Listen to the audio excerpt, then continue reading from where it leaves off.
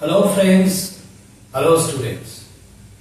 প্রতিবারের মতো এবারেও আমরা জটিল কিছু টার্ম, জটিল কিছু বিষয় নিয়ে যেরকম আমরা আলোচনা করে থাকি, আজকেও আমাদের সেরকমই একটি বিষয় আমাদের সামনে রয়েছে। আমরা দেখতে পাচ্ছি লেখা রয়েছে বলশেভিকস।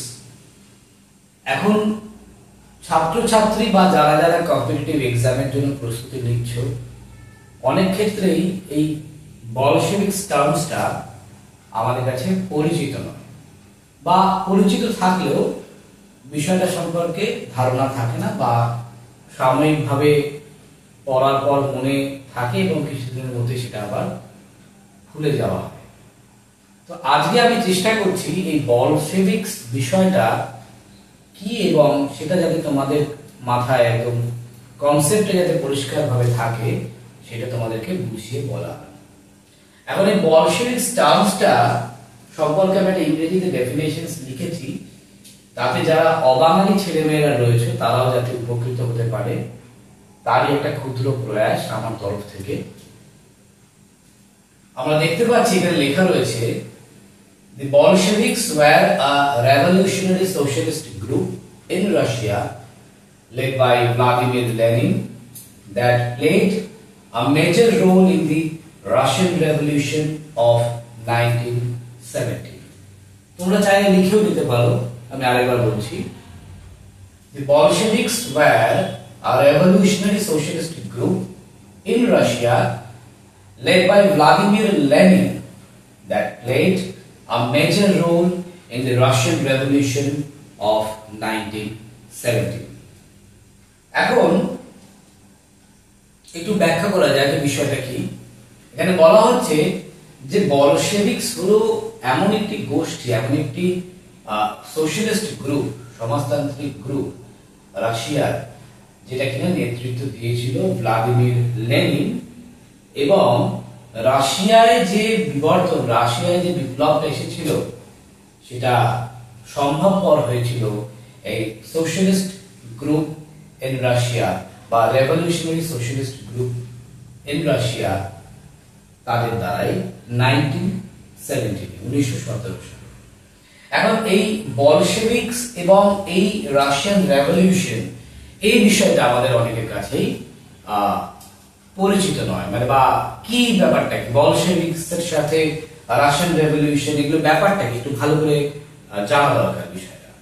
এখন দেখো, তোমাদেরকে বলে রাখি যে তোমরা নিশ্চয়ই জানো যে ফার্স্ট ওয়ার্ল্ড ওয়ার কবে হয়, এবং ফার্স্ট ওয়ার্ল্ড ওয়ারের পর রাশিয়া কিভাবে বিপর্যস্ত হয়ে পড়ে। তো 1914 সালে যখন রাশিয়া প্রথম বিশ্বযুদ্ধে অংশ নেয়, এবং বিশ্বযুদ্ধে অংশগ্রহণের সময় রাশিয়া কিন্তু আজকের রাশিয়া যেরকম পরিকাঠামো সেরকম ছিল না। তখন সেখানে একটি রাজ পরিবার তারা শাসন চালিয়ে যেত, Romanov, royal family of Romanov. এরাই প্রায় 300 বছর ধরে এরা একটা রাজতন্ত্র বা অ্যারিস্টোক্রেসি তারা চালিয়ে যাচ্ছিল।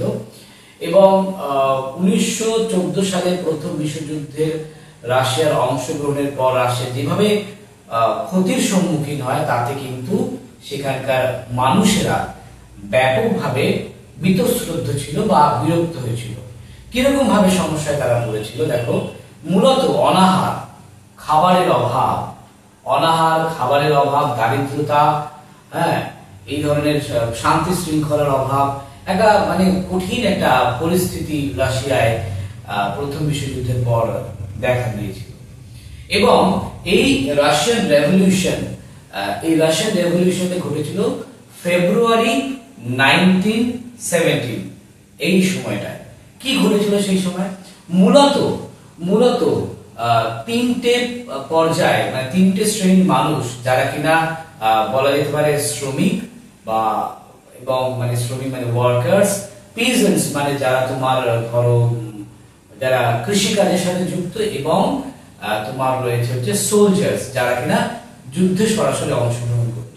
তো মূলত এই তিনটে শ্রেণীর মানুষ তারা সাংঘাতিকভাবে বীতশ্রদ্ধ হয়ে গিয়েছিল রাজতন্ত্রের বিরুদ্ধে বা অ্যারিস্টোক্রেসির বিরুদ্ধে, বা এই রোমানভ পরিবারের শাসনের বিরুদ্ধে।